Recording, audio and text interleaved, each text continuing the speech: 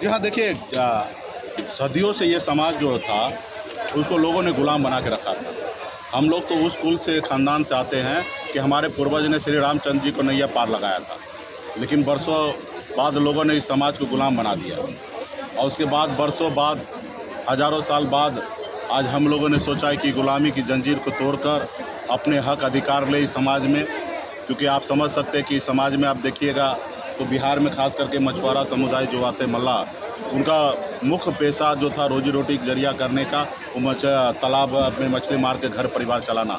आप देख सकते हैं कि किस तरीके से पूरे भारत में और ख़ास करके बिहार में जलाशय नीचे जा रहा है, नदी तालाब सूखते जा रहा है, उनके रोजी रोटी पे बहुत बड़े पैमाने पे संकट है, पॉपुलेशन भी बड़े संख्या में बढ़ते जा रहा है और उस जगह पे उनके लिए खेती गृहस्थी नहीं है। क्योंकि हमारे पूर्वज पिताजी हो या दादाजी या परदादा जी कभी खेती गृहस्थी पे निर्भर नहीं थे, इसलिए उनके पास ज़मीन नहीं है और ज़मीन नहीं रहने के बाद आज देखिए कि हमारे लोगों के पास रहने के लिए घर नहीं है और उस हालत में सरकार की तरफ से भी उनको कोई सहयोग नहीं मिल पाता है। जैसे गंगा जी है तो गंगा जी में मछली फ्री होने से हर जाति धर्म के लोगों का उस पर कब्जा हो चुका है।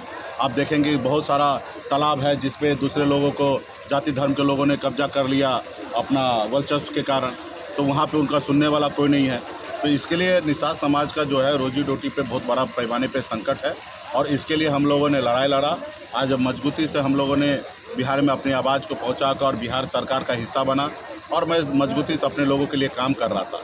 लेकिन एनडीए में कुछ नेता को लगा कि मुकेश सहनी अपने समाज के लिए, अपने लोगों के लिए काम कर लेंगे तो शायद आज 11 सीट देना पड़ता है, कल 51 देना पड़ेगा। और राजनीति एक कूटनीति के तहत उन्होंने हमारे पार्टी को तोड़ने का काम किया, हमें मंत्रिमंडल से बाहर करने का काम किया, फिर से उन्होंने हमें ख़त्म करने का उन्होंने षड्यंत्र रचा। लेकिन निषाद समाज जागरूक है, मजबूती से अपने हक अधिकार के लिए हम लोग संघर्ष कर रहे हैं, पूरे बिहार में लड़ाई लड़ रहे हैं, घूम रहे, अपने लोगों को बता रहे हैं कि किस तरीके से आपके साथ छल किया, आपको किस तरीके से परेशान किया और आने वाले समय में 2024 और 25 का चुनाव आएगा तो आपको ताकत दिखाना है। क्योंकि वोट के दम पर ही देश का राज्य का मुख्यमंत्री या देश का प्रधानमंत्री बनता है। तो इस जगह पे हम लोग क्यों नहीं अपने वोट को ताकत को समझे। आपके वोट के ताकत पे तो अपने बिहार सरकार का हिस्सेदार बने, आपके सहयोग से सरकार बना।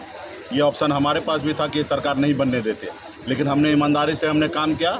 लेकिन वो लोग जिनके साथ हमने ईमानदारी से काम किया, उन्होंने हमारे साथ किस तरीके से भीतरघात किया, किस तरीके से हमारे पीठ में खंजर भोंकने का काम किया। यही सब चीज़ें हम लोगों के बीच में जा रहे हैं, अपने लोगों को बता रहे हैं और मजबूती से आने वाले समय में आपने देखा कि बोछा में किस तरीके से हमारा रिजल्ट हुआ। हम जिसके साथ थे उस वही सीट हमने 12,000 से जीता और हम साथ नहीं है तो 36,000 से चुनाव वो हारे हैं।